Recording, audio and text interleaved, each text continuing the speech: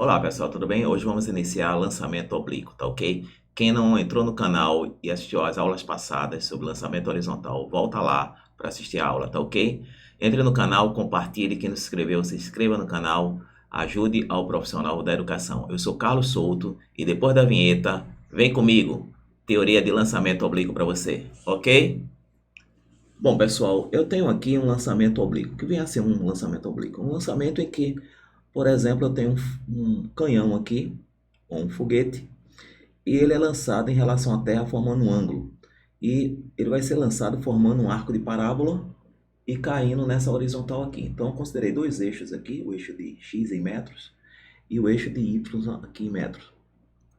Então eu vou colocar uma velocidade de lançamento do canhão, do projétil que vai sair de dentro do canhão, e coloquei um ângulo de 55 graus. Vamos ver o que acontece. Veja que a trajetória parabólica e atingiu aqui entre 900 e 1000 metros.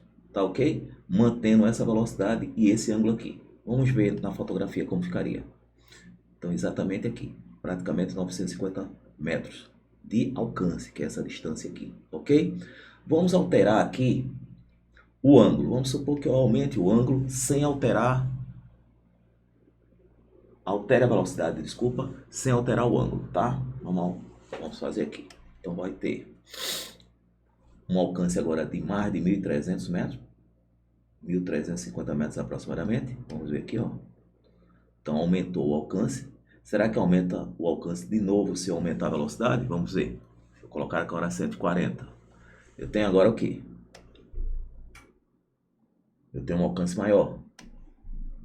Ok? Então quanto eu fixo o ângulo e aumento a velocidade, mais alcance eu estou tendo. Um alcance, o segundo alcance é maior, o terceiro alcance é maior em relação ao eixo de x. Ok? Mas vamos fazer agora o contrário. Vamos deixar em 140 a velocidade e vamos alterar o ângulo. Vamos alterar o ângulo para 30 graus. Ok? Então vamos ver o que acontece. Deu um alcance de 1.700. Ok? Vamos alterar agora o ângulo para 40 graus. 40 graus. Então o que vai acontecer? O alcance já foi maior novamente. Quando for 45, que é exatamente metade, ó, de 90 graus. Que esse eixo é ortogonal a esse, forma um ângulo de 90. Se eu colocar metade, o que vai acontecer?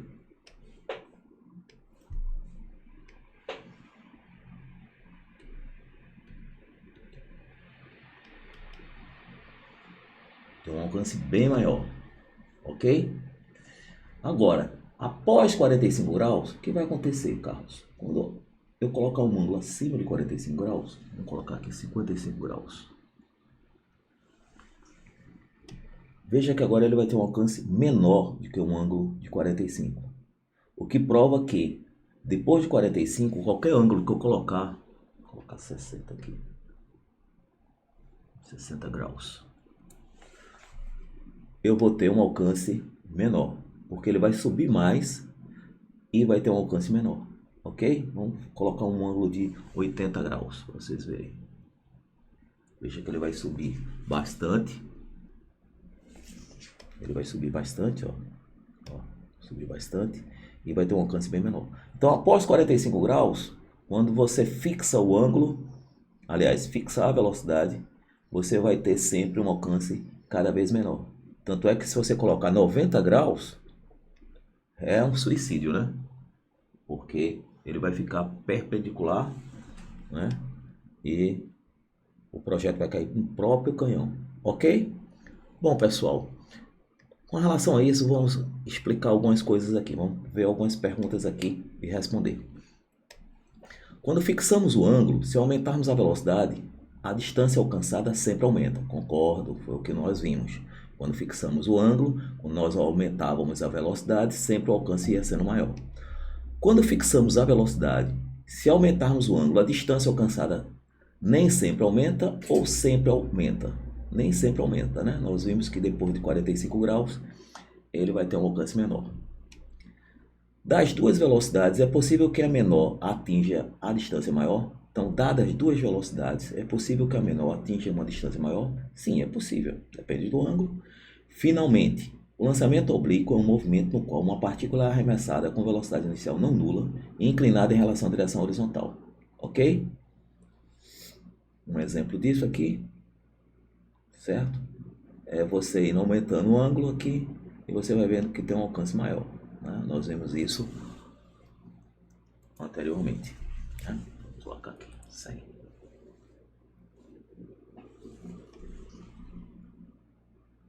Aumentou bastante o alcance, tá ok? Bom, então agora eu posso dizer, imagine um projeto sendo lançado no vácuo com velocidade VO, que forma um ângulo θ, onde esse ângulo θ está entre 0 grau e 90 graus. Claro, essa abertura aqui é 90.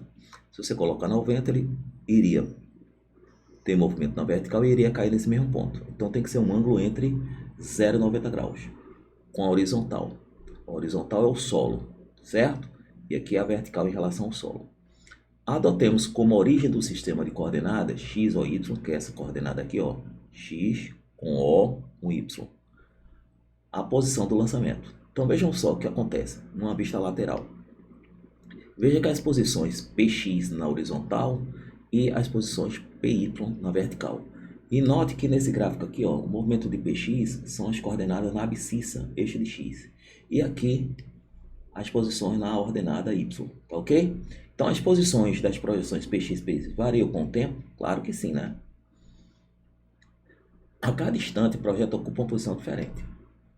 Dados os valores px e py em cada instante, você é capaz de dizer a posição do móvel? Sim, nós somos capazes sim.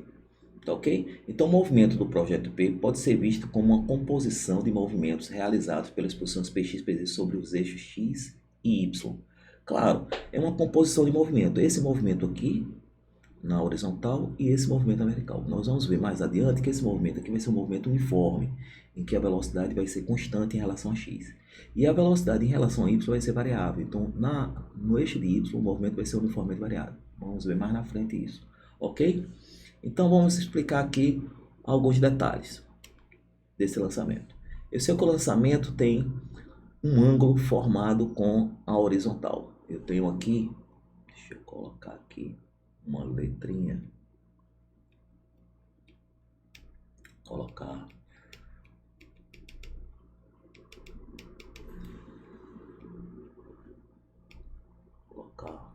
uma corzinha aqui,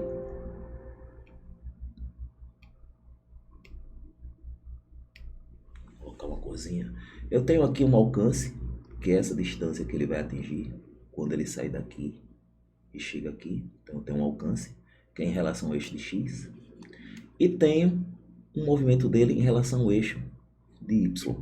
Então, à medida que ele está indo, eu tenho sempre uma posição px aqui e vou ter sempre uma posição py aqui, né? Ok? Então, aqui, vamos supor que em metro e aqui em metro, ok? Então, eu vou ter que quando você faz uma inclinação dessa aqui, faz um lançamento com essa velocidade aqui, você vai ter que decompor esse vetor para a horizontal e para a vertical, para saber exatamente quanto ele vale na vertical e na horizontal. Então vamos lá. Nós temos aqui VOX e VOY. Então esse ângulo de inclinação é θ. Então para eu calcular o VOX basta eu calcular o cosseno do ângulo, que é o cateto adjacente. Então o cosseno do ângulo é o cateto adjacente sobre hipotenusa. Então eu tenho que o cosseno do ângulo vai ser exatamente o que? Vai ser o VOX dividido pela hipotenusa, ó, que é o VO, lado oposto a esse ângulo reto aqui. Então eu tenho que VOX é igual a VO cosseno do ângulo. Então tá exatamente isso aqui, certo?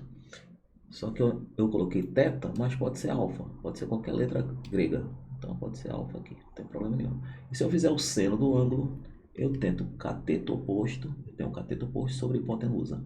Quem é o cateto oposto aqui agora? O cateto oposto vai ser o VOY, né? O VOY sobre VO. Então, VOY vai ser VO seno de θ, né? Ou alfa, dá no mesmo, né?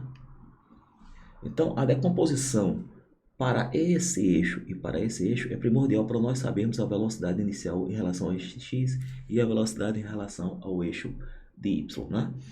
Com relação ao movimento na horizontal, nós vamos ver que o movimento vai ser uniforme. Vamos ver?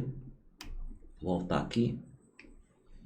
Então, vamos lá. Vamos observar o movimento do projeto com atenção à projeção na horizontal, tá ok? Vamos lá.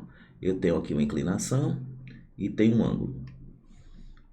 Então veja que para cada intervalo de 2 segundos, a posição em relação a x são iguais. Ó. Essa distância é igual a essa, que é igual a essa, que é igual a essa. Então eu tenho aqui, ó, que ele está andando espaços iguais em intervalo de tempos iguais. Então a distância entre as projeções de 2 em 2 segundos é sempre a mesma. Verdade. A projeção horizontal realiza que tipo de movimento? Logicamente vai ser um movimento uniforme. Se é um movimento uniforme, quem viu a parte teórica comigo sabe que ele anda em espaços iguais, em intervalo de tempos iguais. A velocidade é constante, tá? Na vertical, o projeto também realiza movimento uniforme? Não, na vertical a velocidade variou, tanto é que ele anula lá em cima e inverte o sentido do movimento. Então, não é um movimento uniforme. Ok? Então, você concluiu que, apesar do movimento de uma partícula em lançamento oblíquo não ser uniforme, a sua projeção horizontal realiza um movimento uniforme. Exatamente. Eu tenho aqui que o movimento vai ser uniforme aqui e uniformemente variado aqui. Então, a projeção horizontal realiza um movimento uniforme, tá? Mas é uma composição de dois movimentos, um na horizontal e um na vertical. Tá ok, pessoal? Então, vejam lá. Se projetarmos a velocidade inicial VO no eixo x, obtemos a velocidade horizontal VOX. Essa vai ser constante em todo o percurso. Ó. Veja que o tamanho do vetor VOX é o mesmo em qualquer ponto que você está vendo a animação. Tá ok? Ó? E você sabe que ele anda aqui, ó, na horizontal, paralela à horizontal. Ok? Então eu tenho que o movimento é uniforme. Então esse x aqui é o S. Né?